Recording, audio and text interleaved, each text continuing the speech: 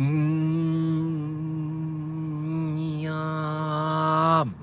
yum.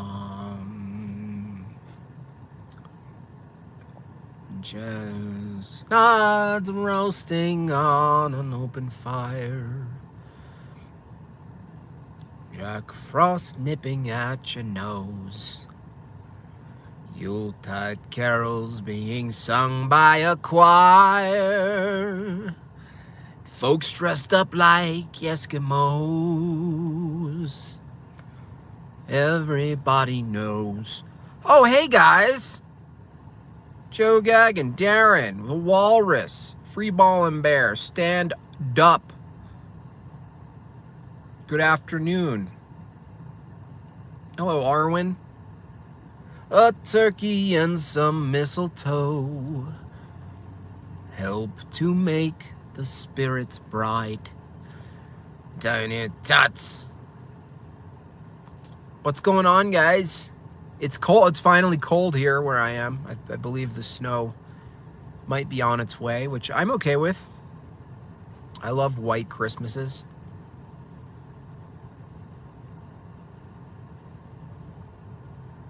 I'm dreaming of some white privilege.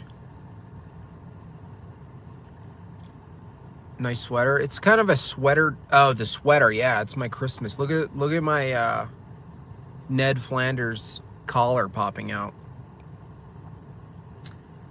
Well, I'm kind of trolling. It's not trolling because it's authentic, but at work, people are starting to like calm down the fact that I'm the only one not wearing a mask, and now I'm the joyful one. And now I'm in Christmas sweaters. I'm singing, saying hi to everyone. I'm pointing at strangers, you know. So I think they just kind of look at me like I'm an elf now. And they're like, okay, well, he doesn't have to do any of that stuff because he's an elf. So I think that's the way out. It's just joyous, just ridiculousness. Does Dylan Dawkins have a science semestry? I don't know what that means. It's probably a good joke if I knew the tree name. Someone pointed out in my last post, the deepfake Dickie Dawkins, because he's all about memes. He's like, I invented the word. Yeah, I invented memes.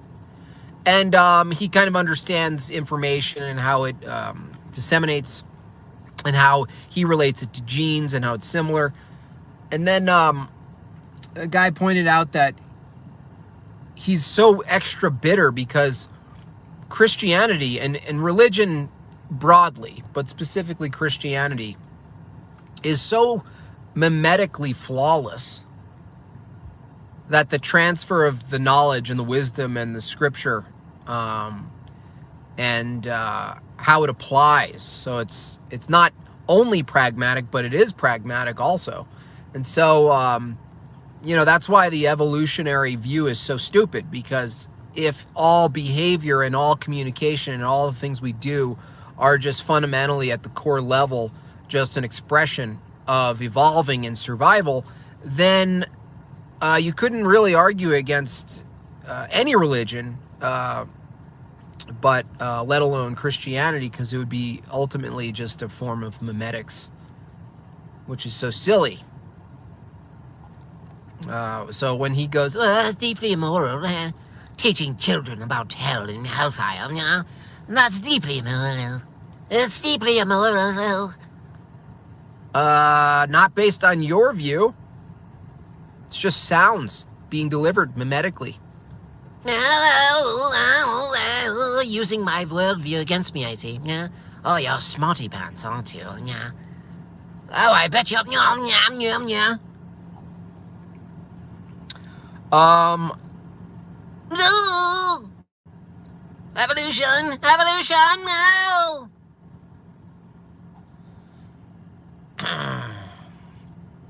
Evolution rests on order out of chaos without a programmer. Yeah! It also violates tons of conservation of energy. It's like, I mean, the best and the funniest example is having a 1/8 of a dick. for 50,000 years or longer, and just holding on to it and being like, this is taking a lot of energy. But Carol, the other faceless blob down the street, says it's going to be worth it. So I'm just holding on to it. It's using energy. I don't know what it does yet. But, you know, evolution. Evolution, yeah. It needs forward-thinking software.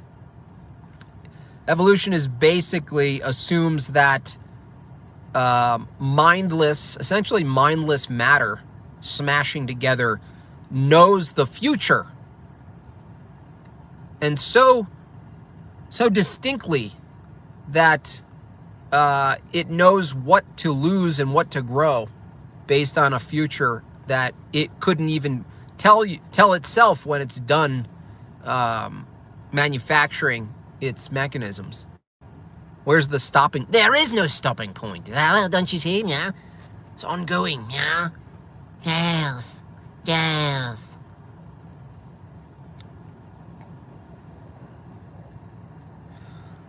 No,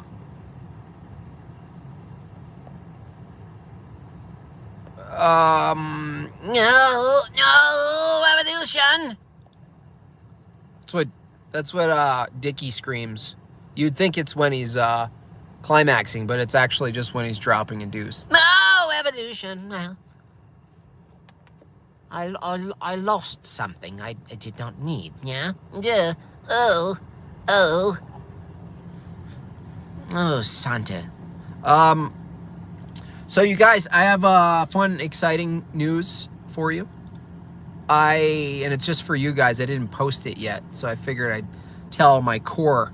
I have a really funny ornament. Megan and I painted these ornaments, and it's hilarious. It's a tiny canvas, about 2 inch by 2 inch, and it's the Ree. You know the Ree. The Regal. It's not the Regal, but it's the Ree girl. And she's screaming. Actually, I won't describe the rest of it.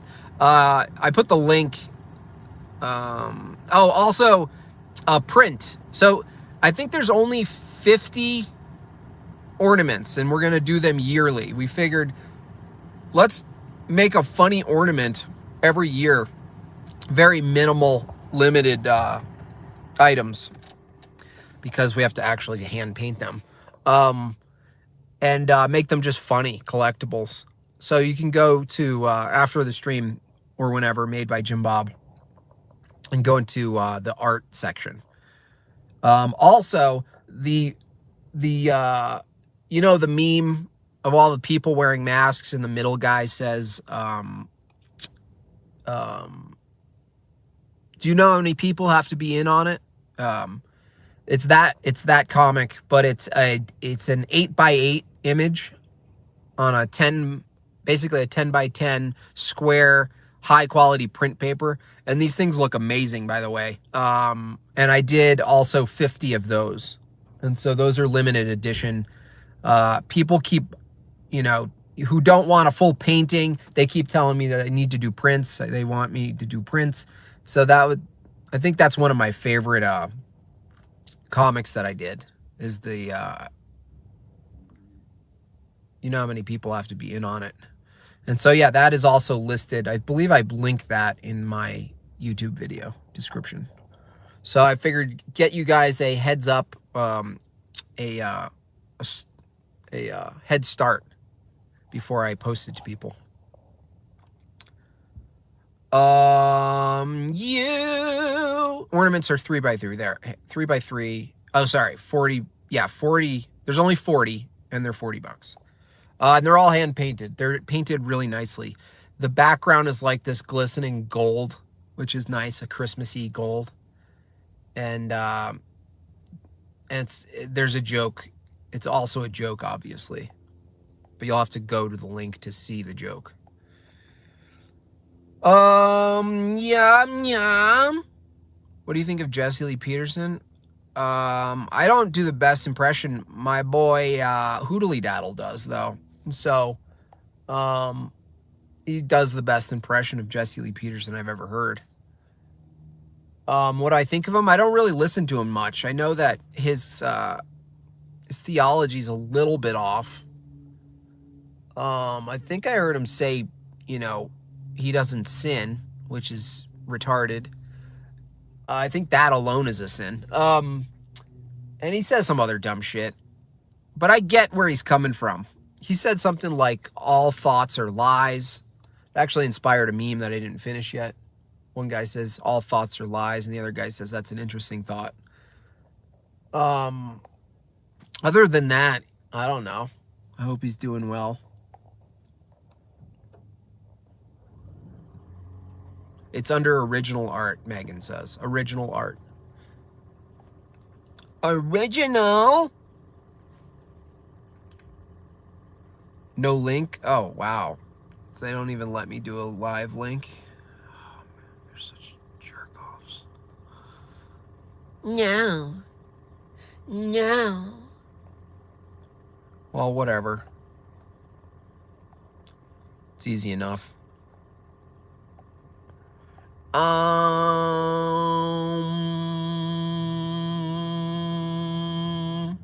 You watched Elf with Will Ferrell?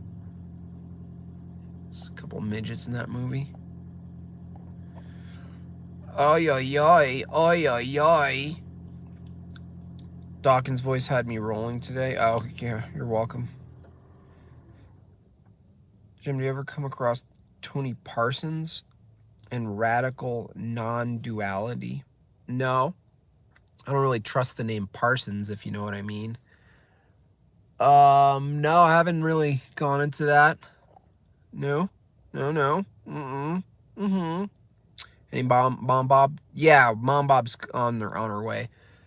We were just super busy yesterday. She's so down. We're trying to think of a good topic too. We can just go like freestyle and it goes really well. But if we get in depth with a topic, it's better.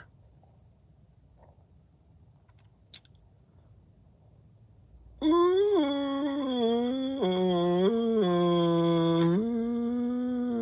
you going to do more TED Talks? Ted K? Maybe. I have the puppet saved and everything, so I could. I could probably also have him in a jail suit and have him visit Dr. Peterson as well on the couch, because he's still alive, I think. So it'd be kind of funny to have him in an orange jumpsuit on the Peterson couch in cuffs. Might be fun. Because he has a pretty good quote about intellectuals that applies a lot to Mr. Peterson. And keep in mind, admittedly, I'm at least 33% intellectual. But I make stuff. That's the difference. Like a super intellectual they don't have any skills. They don't do it. They're docile. They use their mind only. They talk their way out of things, and and a lot of these people have they're all very similar. That's why they're all in the same boat. It's like Peterson, Michael Malice, the whole entire dark web, they don't offer the tribe anything when shit goes down. You know what I mean? Like all of a sudden, water, electricity stops. You're in a small little village, there's one little farm. The leadership must emerge and figure out how to appropriately pursue life itself existing. It could be chaos. There could be, some are getting the guns. They're like, well, we're going to just take over before any sort of mini government emerges. And then you're freaking out and you're like, what do you do? What do you do? And then you look at, fucking Sam Harris. You're like, what do you do? What can you do? You're like, what's your name, Sam? What can you do, Sam? What can you do? It seems like it's one of the deepest philosophical questions in the modern era. All right, we're gonna kill you. Why? That doesn't seem like a pragmatic solution to anything. That would be very bizarre if that ended up being the norm. Well, what do you do? What about you? What are you doing? What are you doing? What's your name? My name is Jordan. Well, what do you do? It's like, we're gonna build a fence. We gotta do this. Can you skin a cow? What is it? Well, I mean, depends on what your goal is, you know.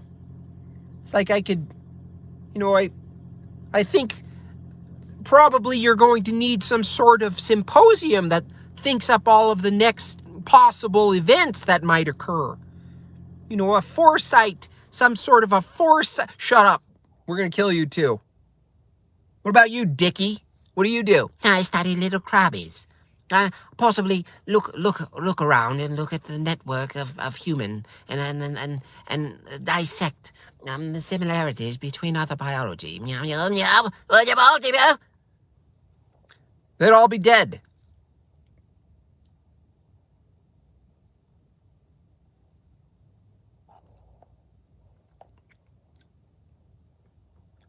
I mean, who else is there?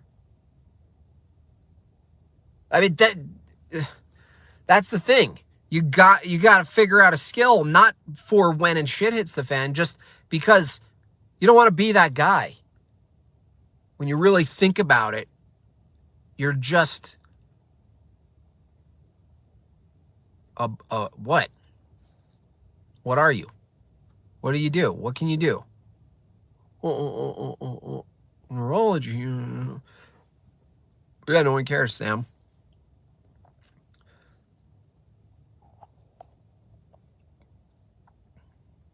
What about you? What's your little guy over there with the little hat? What's your name? My name's Ben. I mean, it's kind of a surprise that you don't know who I am. I'm pretty much famous. Well, what can you do? Well, I mean, I study law. I mean, I know that now that civilization is broken down and there's no justice system. So, I mean, law itself, as we know it, is probably gone. But any remnants that we can hold on to, I mean, I would be helpful in legislating and keeping that whatever level we can salvage intact. I mean, nope, you're dead. Go in the ditch. Well, that's deeply anti-Semitic. I mean, you're probably just doing that because I'm wearing a little hat. Nope.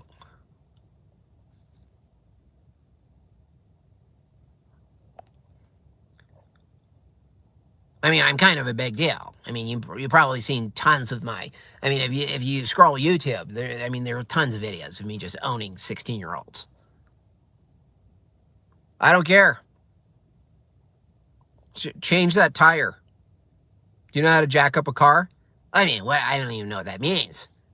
Jack up a car. I mean, it sounds like a disgusting sex move.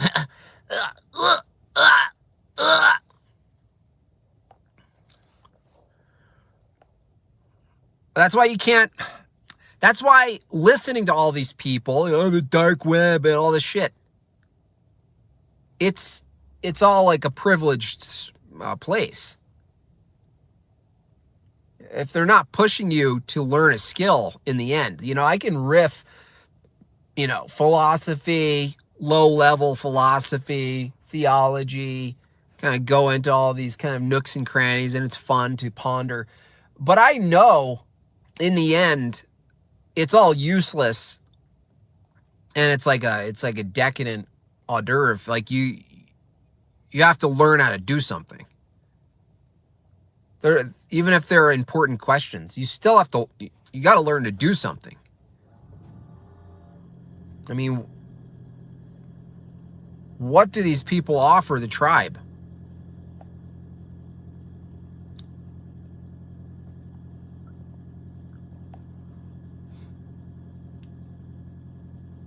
At least Tim Pool is learning to raise chickens. Absolutely. Yeah. Anybody who's, you know, tries it and attempt and kind of goes for it into some direction, they're starting to see what seems to be, you know, useful, important, even fulfilling. You know, having some sort of deeper connection to what's around you, you know. And I'm not saying you have to, like, suddenly you just have a fucking homestead and, like, all these people around you, like, live in tents, you know. It's just that, you know, It's like, what are you pushing people towards? If it's figuring out the political climate, and that's it, if you don't show anything else, if you don't direct them to something better, something true, something they can actually pursue, because it's out of, oh, let's uncover, Twitter's involvement with all of the different CIA and intelligence agencies. Okay, great. Because now what? Your little kid's looking at you.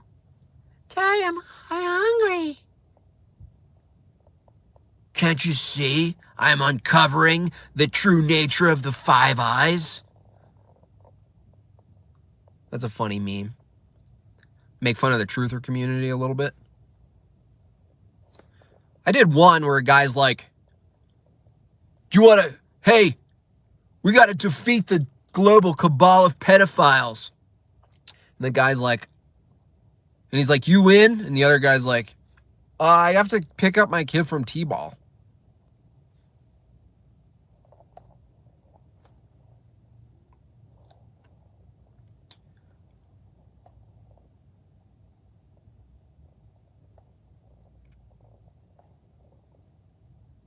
Noam Chomsky has done so much. I hope that's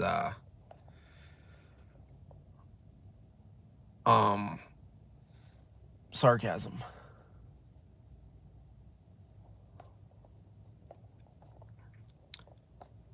Noam Chomsky, just like Peterson, they both share something very close in common. They both spent their entire careers appropriately highlighting the pitfalls, the methods, the traits of authoritarianism.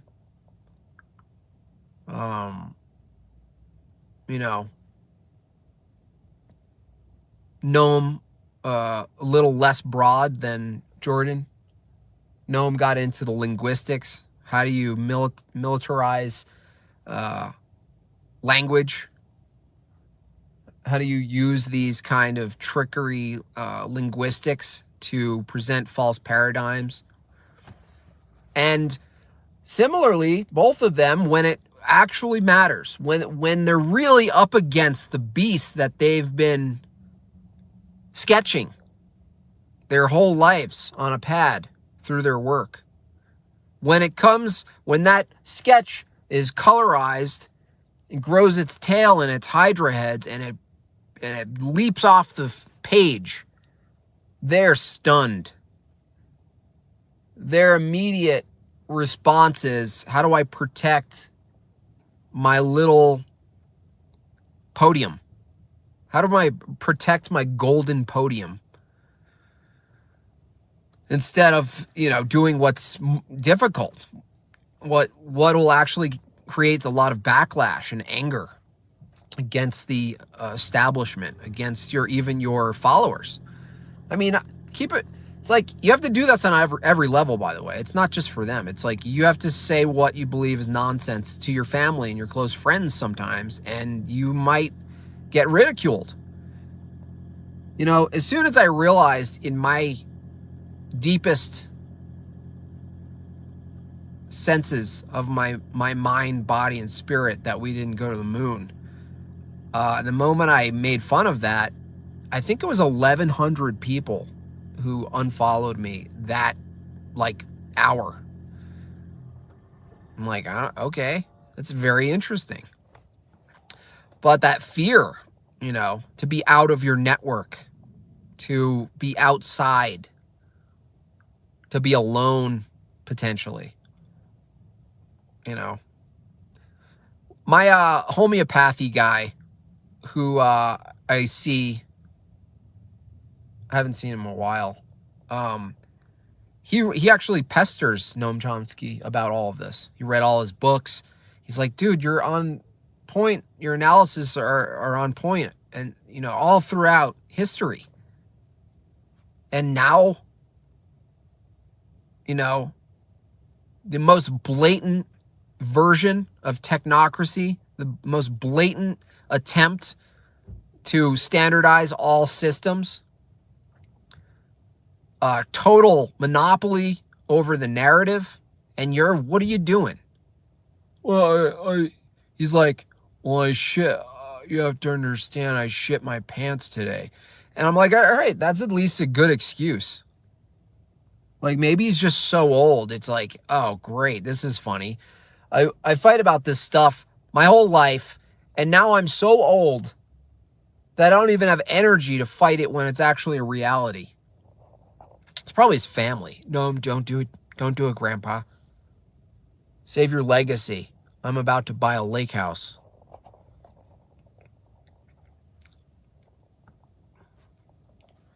Nim Chomsky.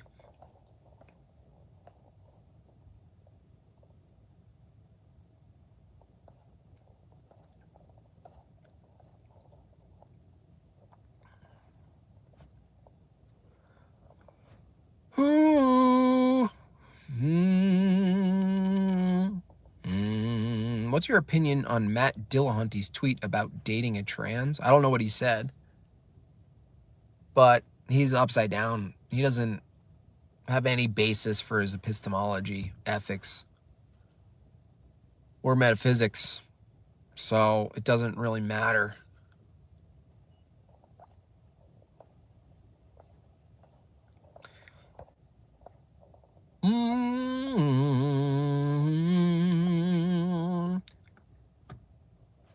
Peterson comes off more authentic than Noam, at least. Yeah.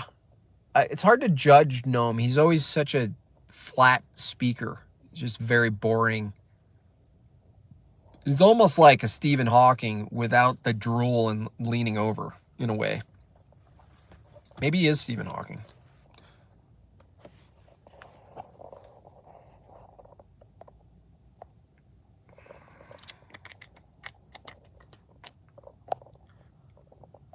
But then again, I was thinking about it, and I was like, maybe there's a chance, use a deep fake, get Peterson to see it, get his cult of shrimps to maybe go, wait, this really is inconsistent, what he's doing. Huh. And maybe some minor change could happen. Again, I don't hold my breath. But at the same time, I was thinking, well, it makes perfect sense. People get what they pay for. It's like, it makes total sense that a bunch of people would get the jabby and then go listen to utilitarianism. So it's not that I want to save those people and make sure that more people can access his dumb talks. It's that he has an opportunity to do the right thing in the moment, and he could effectively make an impact that's unmeasurable. And so it's not about saving his talks, because otherwise, if I just look at it that way, just like simply pragmatic, I'd be like, fine, make it harder for people to go see your dumb talks. Confuse less people. Great. So it's not about his talks.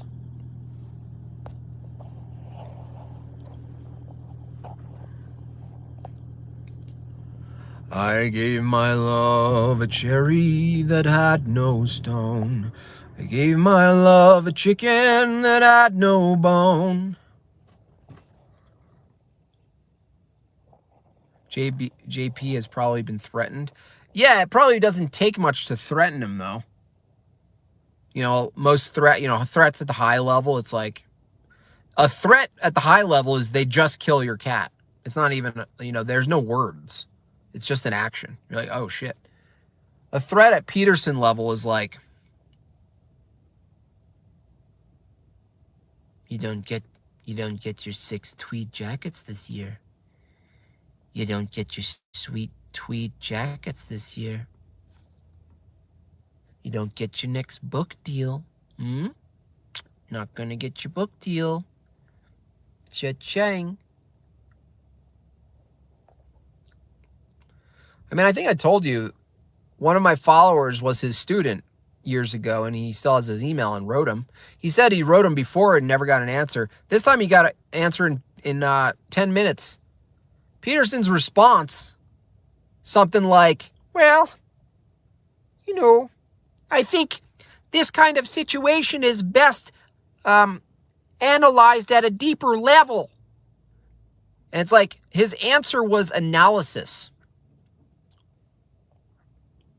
That's the problem with the intellectuals. Action's never quite there as some sort of like answer. Even though, ironically, Jordan's entire field of work is about getting into action, cleaning the snakes off your table and whatnot. But when it's like something, when it's about inaction, he says, well, this requires a deeper level of analysis, Oh, really? What else are you going to analyze? When did analysis stop force and coercion? Ever. Never. It's like you gotta play ball, It's like I've been batting pretty good.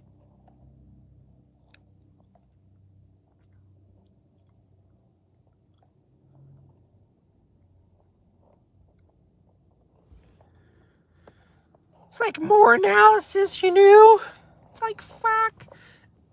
The thing is, the good news is that it's not about the outcome. It's that he knows.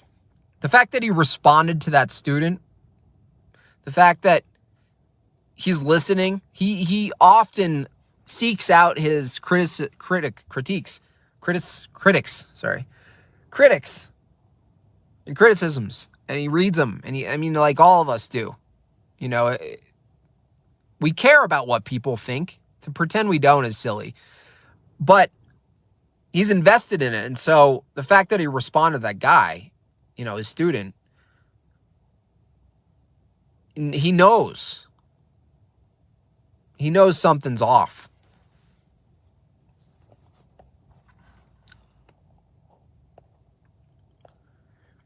Fuck. It's like, fuck.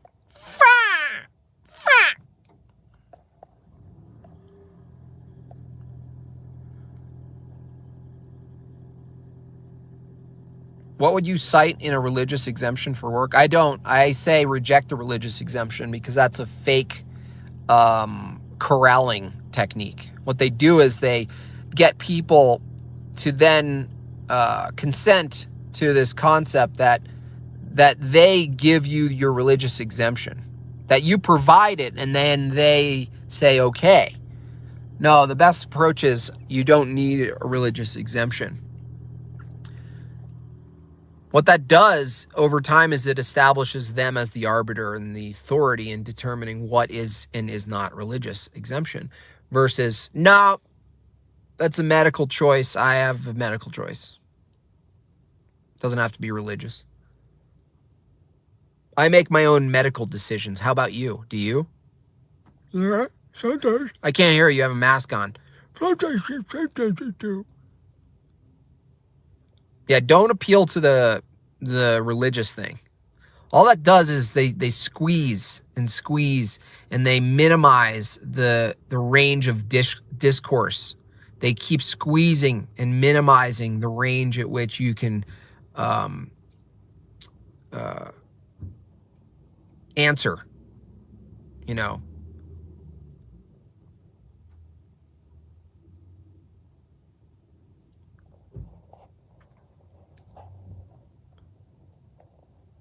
You don't need to. It's a fake established dialectic. They're really good at it for the most part. Because there's a lot that you can find that you even got duped by. It happens all the time. I mean, that's essentially the whole, back and forth that Ben Shapiro and, Crowder and all those guys do with the left and like censorship.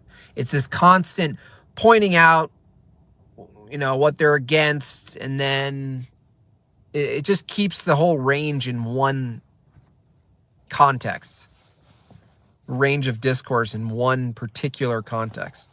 And then you start defending things, or you start arguing against things. For instance, standards, community guidelines. The argument against it is like, oh, you're not for free speech. It's like the moment you start arguing against that as an absolute, you're basically arguing that if you ran your own shit, that you don't get to have guidelines that are totally, in some ways, arbitrary and based on your ideology and your own view. And that's silly, because if you're going to argue for a, quote, better society, or a society that closer resembles or expresses, let's say, biblical law, moral law, suddenly you realize, oh shit, I was just spent like years arguing against community guidelines. And really, if I want society X or whatever, it be, you're going to have to actually have some community guidelines that transcend law. Ugly sweater. This is not an ugly sweater.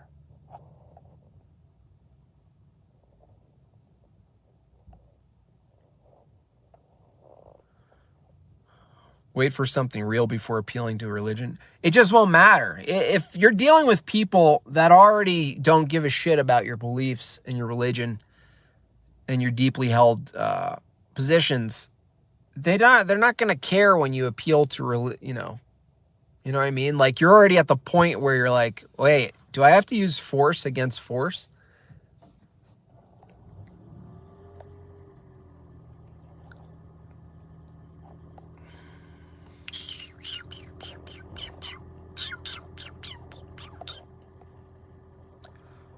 Ooh, stop. It's like you knew.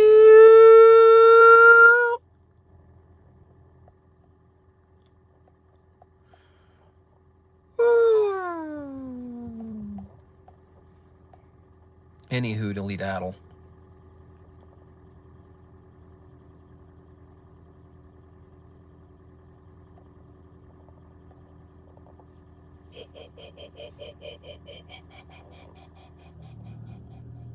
As soon as you acknowledge viruses exist, you're losing. Yeah, I don't know about any of it. I don't know if, viruses exist, but they're only in your body and they're an expression of you relieving toxins. I don't know if there's good, quote, viruses. I don't know what's contagious, what's not. I mean, if a yawn is contagious, I'm like, obviously something's not traveling from one person to the other, and it's causing a symptom. You can call a yawn a symptom. It's an actual expression of something happening physically in your body. I mean, who knows? I do think that the general germ theory is massively flawed and rests on totally insane assumptions, especially considering the PCR test ends up being the ultimate guide. I mean, if that's your guidance system, that's insane.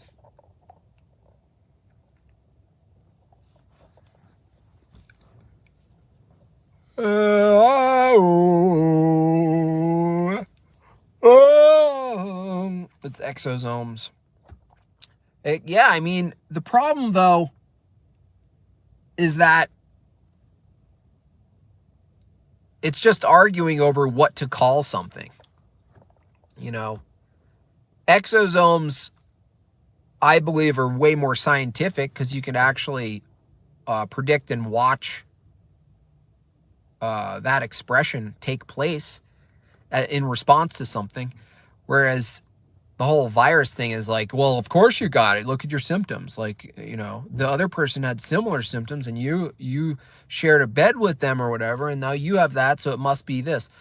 That's not necessarily the case.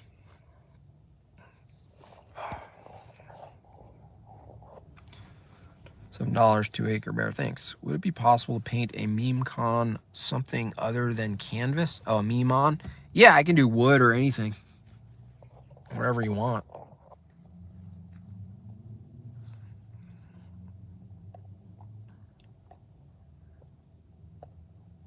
PCR test is an absolute joke. There's a lot of similarities between the PCR test for biology or epidemiology and the LIGO laser and astronomy. It's so similar. They're like, we're going to develop the thing that we're looking for and create a candidate item, and then if it matches that thing, then we'll call it a hit. It's like, okay, sounds scientific. So you made up the thing that you're looking for, and if anything you get back resembles the thing that you made up, then you've found. It's like, what?